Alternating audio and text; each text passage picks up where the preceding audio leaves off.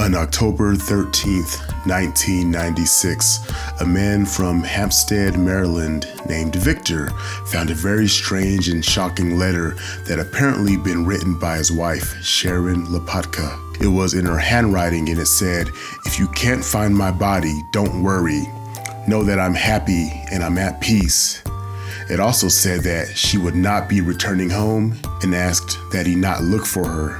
As you can imagine, this was horrifying to find. Sharon had told him earlier that morning that she was taking a trip to visit some of her friends in Georgia, but that was never her intention, and he would find her empty vehicle parked at the local train station. Sharon was missing. Victor immediately went to the police as he was concerned for his wife's safety. What would be discovered during the investigation into Sharon's whereabouts would shock Victor and the police, as the blonde woman who worked from home the majority of her life was hiding some really big secrets, particularly with regard to her sex life and fantasies. Hello, strangers and strangelings. Welcome back to Strange Bar and Grill. I'm serving up another true crime story time. Today's story is a wild one and asks a very bizarre question. Can a fetish go too far?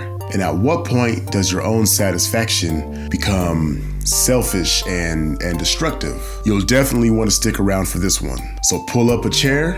If you like strange true crime and storytelling, then this is the place to be. Here with me, JP. So kick back, let me know in the comment section if you're having a drink or if you're having a snack, and always tip that like button, it helps the channel. And join that SBG family by subscribing and hitting that notification bell to make sure you are getting notified when I release a weekly video. All right, let's go.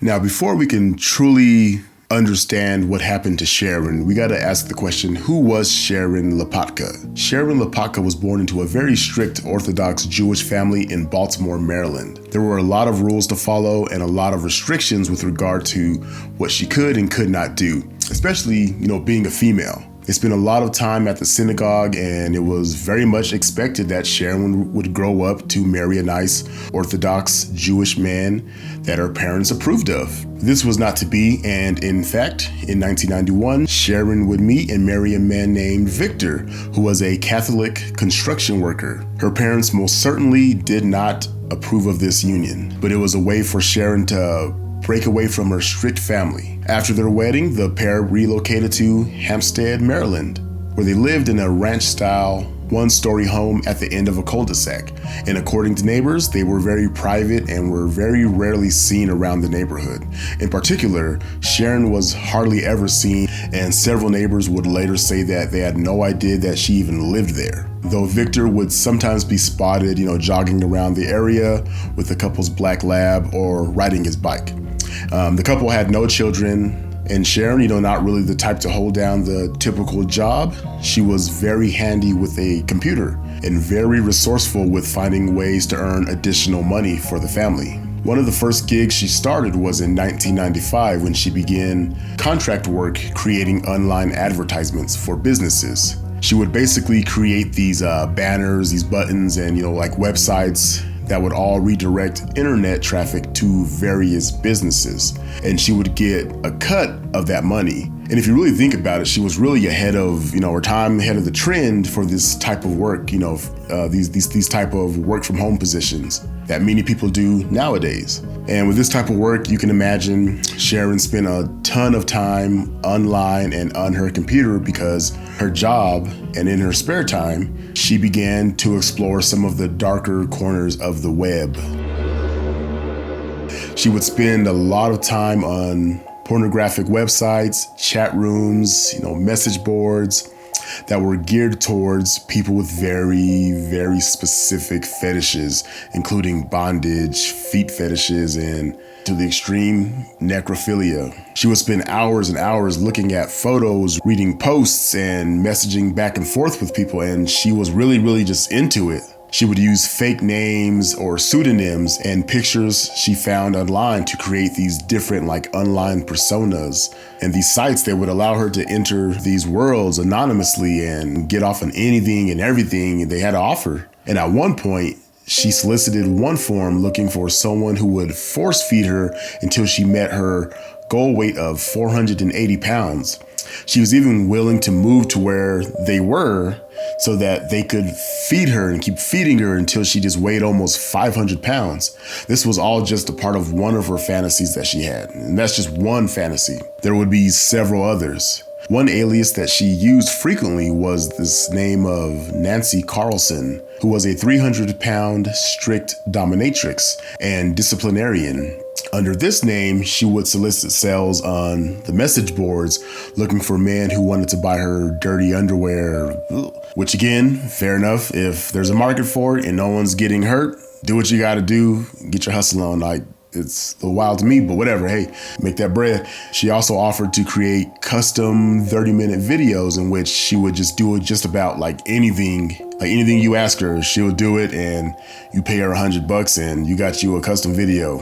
However, she would also sell access to these pornographic videos of unconscious women being assaulted after they'd been drugged or rendered unconscious from chloroform, which I don't agree with that shit. That's wild. Sharon's tripping with that shit. And that's kind of where my understanding kind of drops. That's where my understanding stops, because it's like, I don't get the whole assault stuff. Whatever you want to sell your dirty jazz draws, then do that. But when you come to you hurting people, then you cross the line, I feel.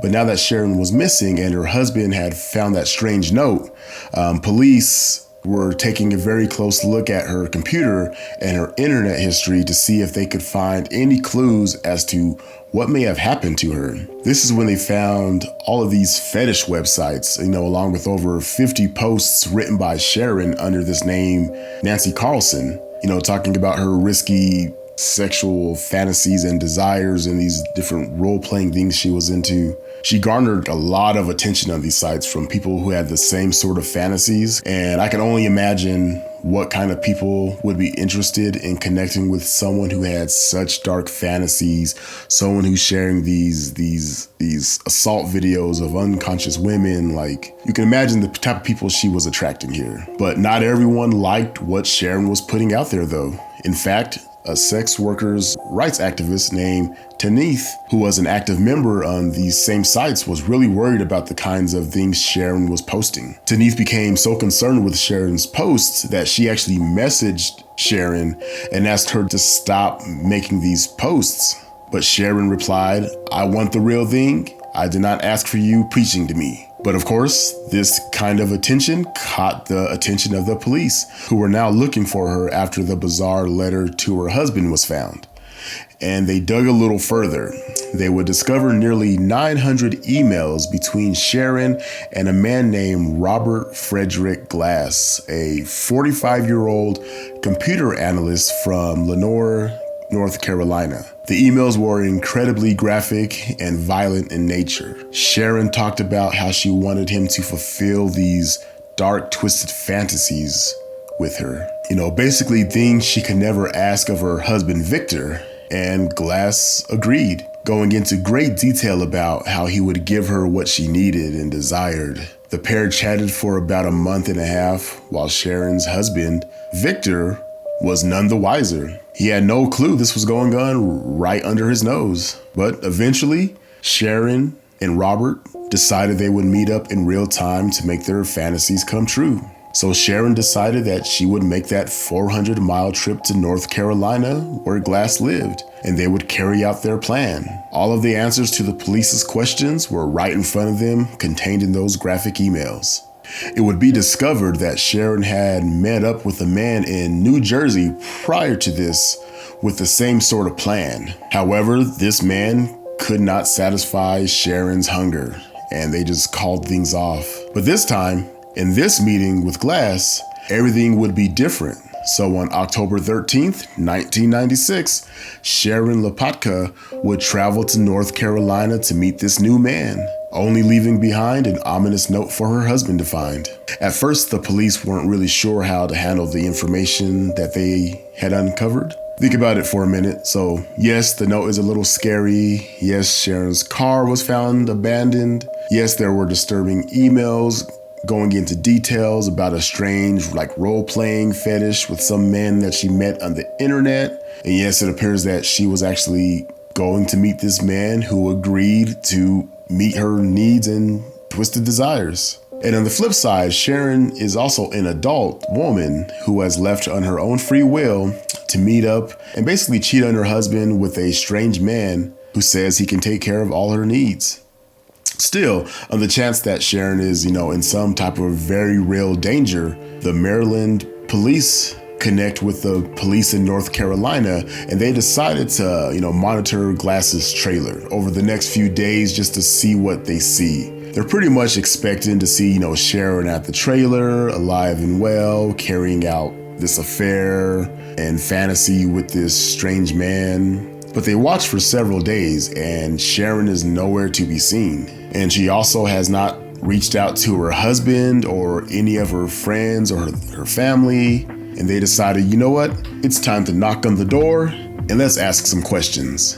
So before we talk about what the police find when they enter Robert Glass's trailer, we gotta ask, who is Robert Glass? Robert, who went by Bobby, worked in the tech department for the county. He had no prior criminal records, nothing besides speeding ticket and a expired inspection ticket. Glass had been married for 14 years to a woman named Sherry, and the couple had 3 children together, 2 daughters and a son. Sherry had said that he had always been a generally pleasant, hardworking man, but began to change, and it turned out she never really knew him at all. The couple had only recently split after Sherry discovered what he was doing during all the time he spent on his computer. She discovered the very graphic and disturbing emails about his sexual fantasies of assault and torture, and she decided to pack her kids up and get the hell out of there. Because that's the thing,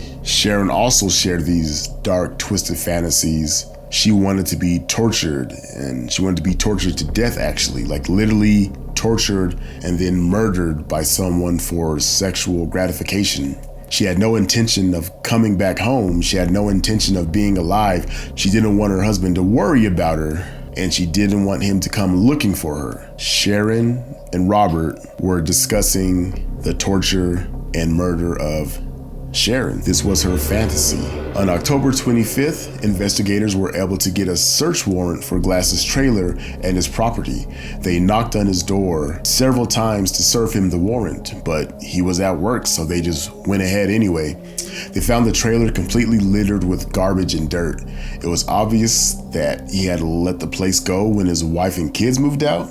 But beyond the mess, they found something really important. They found several items that were identified as belonging to Sharon, which confirmed that she had in fact been there. They also found drug paraphernalia, bondage equipment, a pistol, and child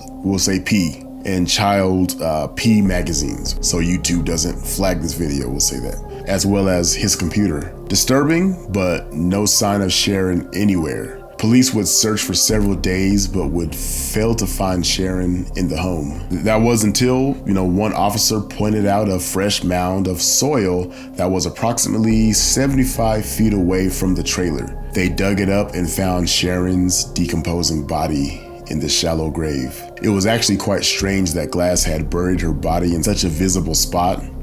His property was quite large and had lush woodland all around it.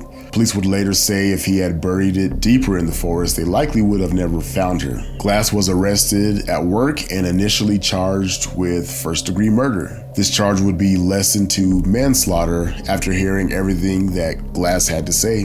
During the police interview, he told investigators that on October 13th, he picked up Sharon from the train station and drove back to his trailer. The two had been making plans for weeks to meet up and engage in consensual, rough sex that would eventually lead to Sharon dying. They had plans to use all kinds of props during a roleplay type scenario, including straps, ropes, wire, leather, and even knives. But they both had agreed to this according to Glass, and they fulfilled those plans. However, Glass said at one point they were using the nylon cord and engaging in erotic asphyxiation, where you basically choke someone in a way that arouses them without killing them, of course, normally.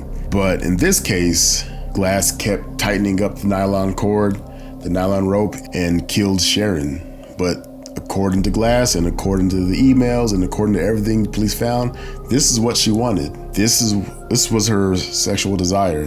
So this is just a strange case in general, right? You have a note written by the victim where it appears that she very much wanted to be strangled so aggressively that she could and really would die. You also have all the emails where she explicitly said she wanted to be tortured to death as part of a sexual fantasy. And you have a witness come forward who says he met up with her previously for the same sort of interaction. But he chickened out because she really wanted him to torture her to the point of her death. The medical examiner who performed the autopsy wrote that she likely died 3 days after arriving at Glass's trailer. He also found evidence that her death was due to asphyxiation, just as Glass had claimed. Something that was strange though was that there were no marks or bruises on Sharon's neck, and there actually weren't, any marks on her body to show that, she may have engaged in rough sexual activity. Still, the police had all those emails and that letter she wrote to her husband. So the real question is, does a person have the ability to give someone permission to murder them? I think that's what it really kind of comes down to, right?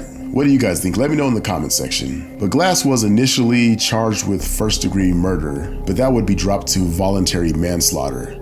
He pleaded guilty to the manslaughter charges, as well as to 6 counts of child P. He was sentenced to just 36 to 53 months for killing Sharon and 21 to 26 months for multiple counts of sexual exploitation of a minor. Just over 2 years into his time in jail, and just 2 weeks before he was scheduled to be released, he had a heart attack and died at the age of 51 years old. Is that karma?